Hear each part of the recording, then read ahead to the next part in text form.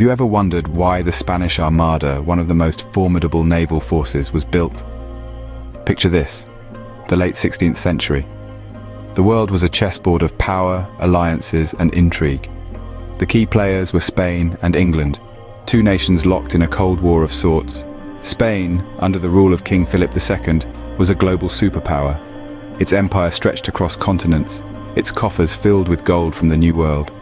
But there was a thorn in Spain's side, a persistent nuisance that disrupted its monopoly on trade and challenged its authority: England.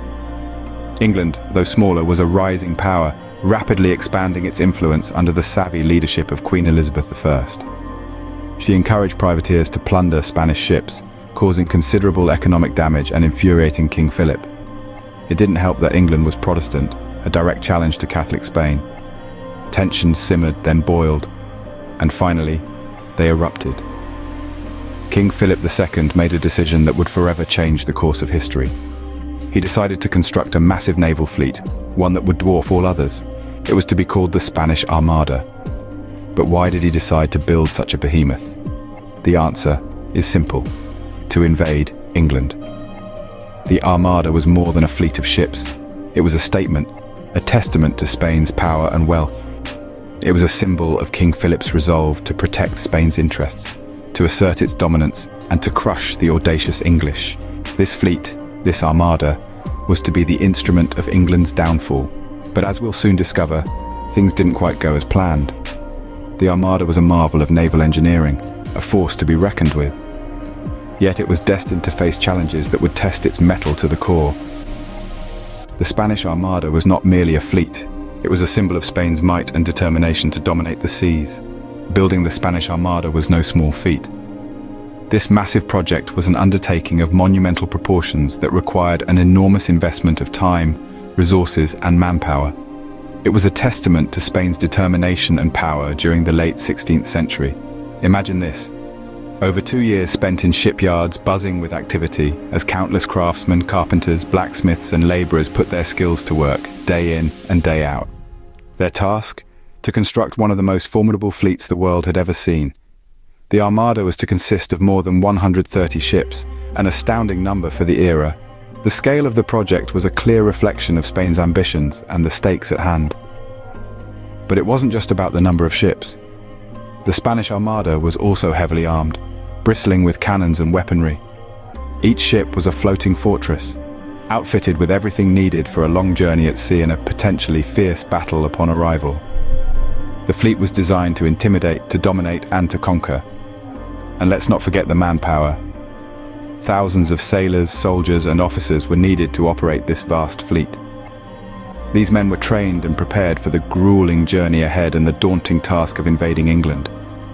They were the heart and soul of the Armada, the driving force behind this colossal endeavor.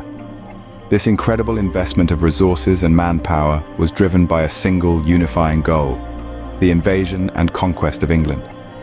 The Armada was Spain's grand plan, a statement of intent that showcased its naval prowess and determination. But constructing the Armada was only the beginning. Once built, it had to be navigated through treacherous seas, face the formidable English navy, and achieve its ultimate goal. The challenges were immense, but so was the resolve of those who built and manned this mighty fleet. The Armada was not just a fleet, it was a floating fortress, ready to take on the world. The construction of the Spanish Armada was a remarkable achievement, a testament to Spain's power and ambition. But as we'll see in the next scene, the journey of the Armada was fraught with challenges and unexpected turns. But why did Spain want to invade England in the first place? Well, Spain's plans of invasion were not merely an act of aggression. Rather, they were driven by a mix of religious and political motivations. Let's delve into it. In the late 16th century, Europe was a hotbed of religious tension, with Catholic Spain and Protestant England at odds. King Philip II of Spain, a devout Catholic, had a twofold mission. Firstly, he aimed to restore Catholicism in England, which had increasingly embraced Protestantism under Queen Elizabeth I's reign. Secondly, he sought to quash the burgeoning Protestant rebellion in the Spanish Netherlands, which was being supported by England. Spain's invasion plan was not just about religion, though. Politics played an equally significant role. England had been a thorn in Spain's side for quite some time, with English privateers frequently attacking Spanish ships and colonies. The execution of Mary Queen of Scots, a Catholic, by Queen Elizabeth I, further fueled the tension.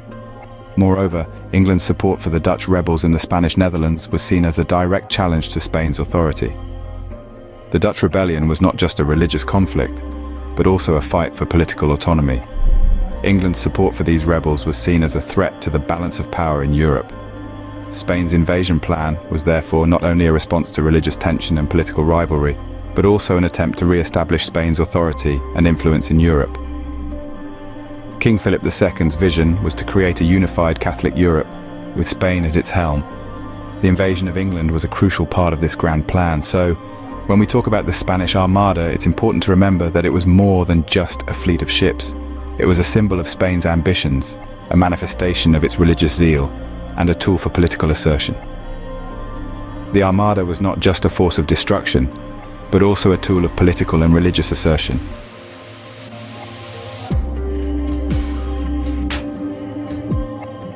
So too was England preparing for the defence.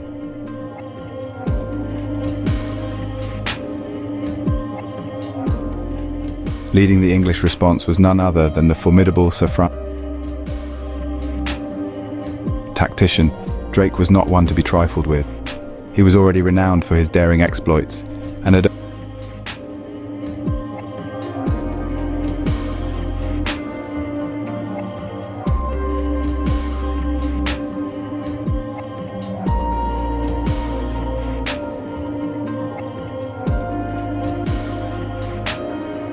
Elizabeth I. She was a beacon of strength and resolve, inspiring her people with her courage and determination.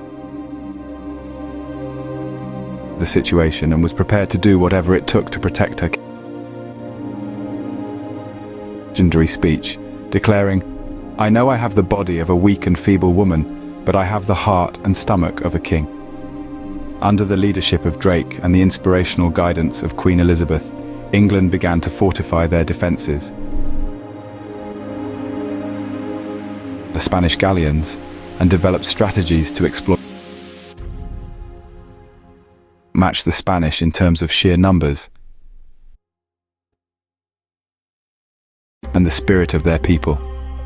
The English were not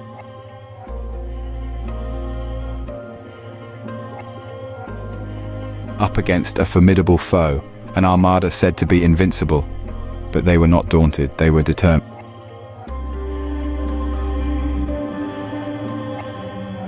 The confrontation between the Spanish Armada and the English Navy was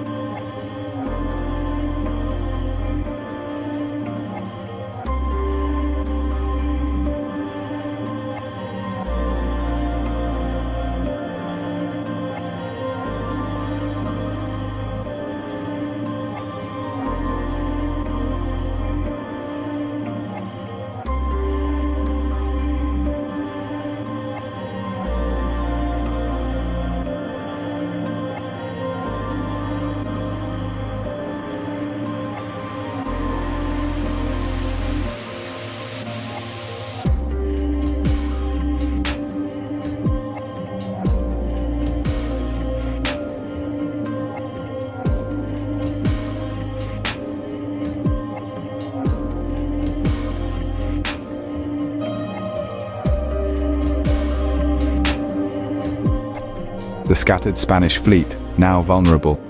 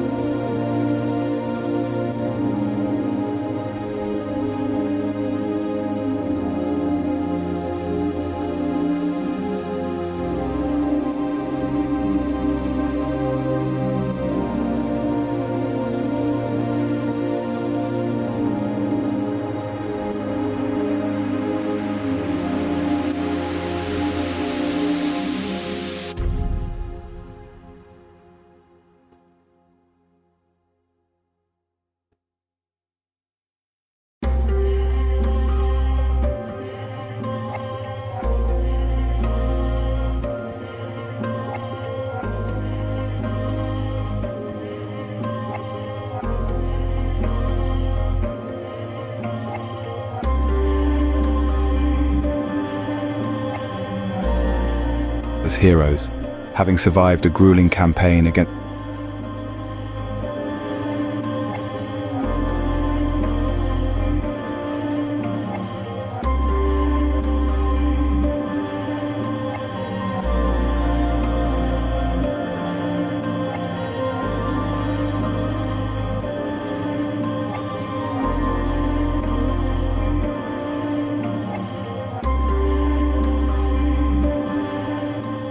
The defeat of the Spanish Armada was more than just a naval loss. It was a significant shift in global power dynamics, with repercussions echoing through the corridors of history. Spain's defeat was a blow to its prestige and economic stability.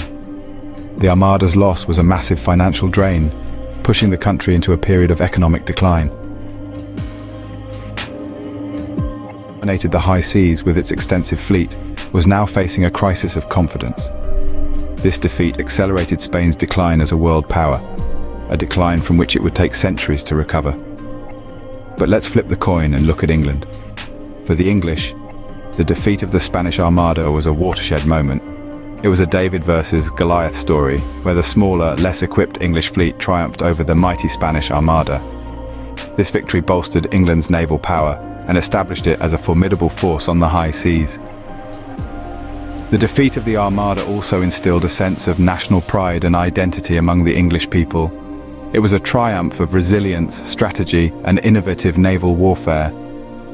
This victory marked the beginning of a golden age for England, paving the way for the country's rise as a global naval power and its eventual empire building. The legacy of the Spanish Armada is far-reaching.